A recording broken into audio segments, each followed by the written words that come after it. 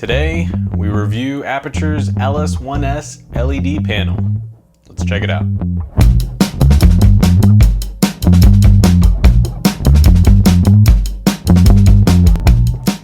Hey there, my name is Leo and welcome to our very first gear review of this channel. As we really start ramping up this channel, the content on this channel, my goal was to help those starting out, like our video training series, as well as those with a little bit more experience.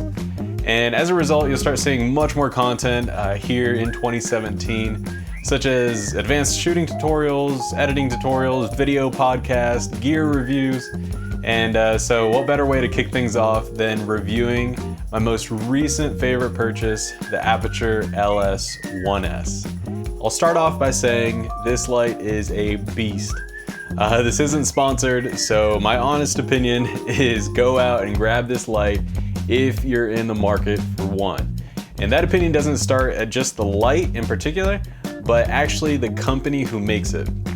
If you haven't heard of them, Aputure is a company whose aim is to make quality gear at a reasonable price for filmmakers.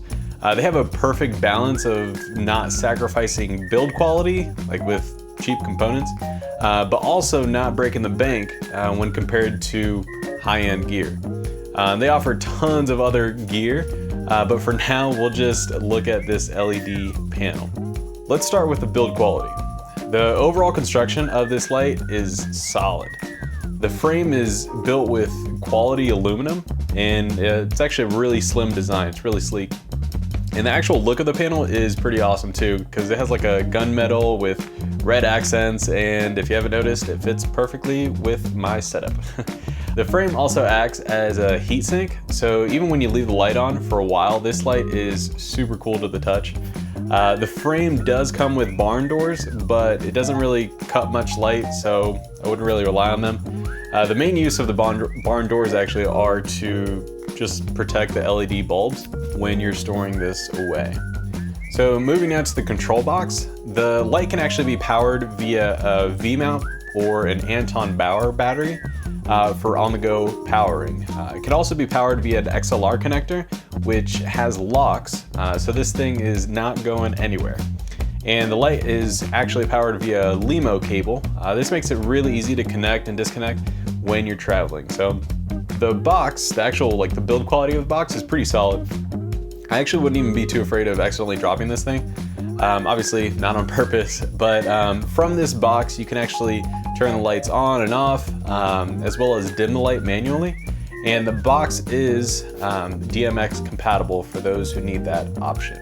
And as you can see, the best feature of this light is that it is wireless, which we'll talk more about that in a little bit.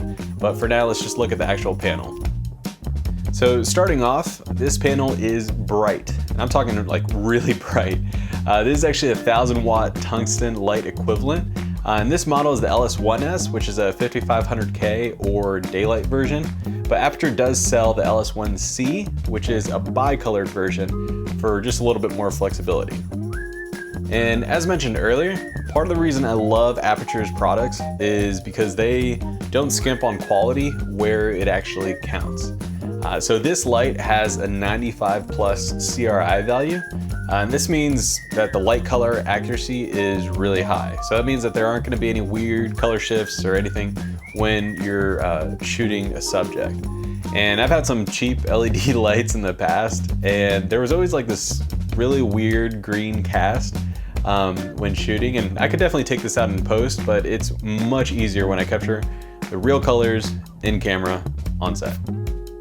Finally, let's talk about the best part of this light, which is the wireless functionality. This light comes with this little remote right here, which can completely control the light from up to 100 meters away. That's like 300 feet. That's crazy, and it's awesome. The best part of this little remote is that it doesn't just work with one light, but it works across all of Aputure's Light Storm LEDs. That's like the COB120T, 120D, the LS1C, LS1F. That means that with one little remote, you can actually control up to 12 different lights. The way that this works is each light is placed within one of 4 groups, and within each group you have 3 channels.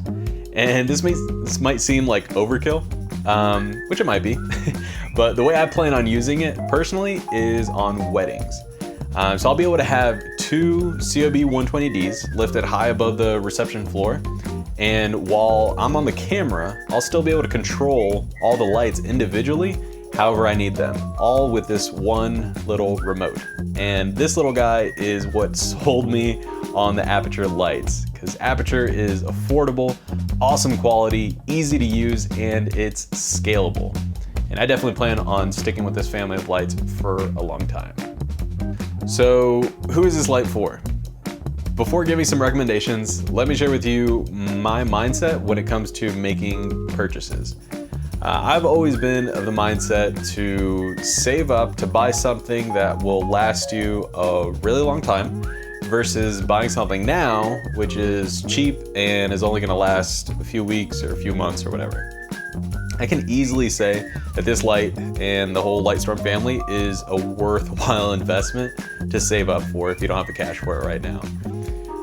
So the first recommendation, since we're on YouTube, my first one is for YouTubers. This is for beginners and veterans alike. I mean, this light panel is lightweight, it's easy to store, and it still offers a ton of power for whatever you're producing. The next recommendation is for those shooting for corporate clients. I mean, this panel alone, or even when you couple it with the LS1S, which is the smaller version, would be perfect for any interview setup. And lastly, Filmmakers. I've seen guys like Andy use this light to act like a sun or the moon just shooting right through a window, and it's awesome. I'll leave a link to his video below so you can check out his work. So if you haven't caught on, I'm a huge fan of this light. This is actually my first professional quality light purchased with my own money, and I could not be happier. And just a super quick tip, if you're wanting to diffuse the light, I bought this softbox to go along with it. It's like the iLED-K softbox kit. It's pretty easy to use with LS1S, and the diffuser also comes with a honeycomb to help direct your light even more. If you'd like me to do a full review of that softbox, just go ahead and let me know in the comments below, and I'd be happy to do that. So that's it for this review. If you have any questions about the light, feel free to leave them in the comments below. And I'll go ahead and leave a link to the LS1S and as well as the rest of my gear that I use in the description below. And full disclosure, these are affiliate links which do help the channel out if you order through them. So thank y'all so much for checking out this review, and I'm looking forward to pumping out some more content for you all in 2017. And if you're new to the channel, feel free to hit that subscribe button if you want to join our community. So thank y'all so much. Stay awesome.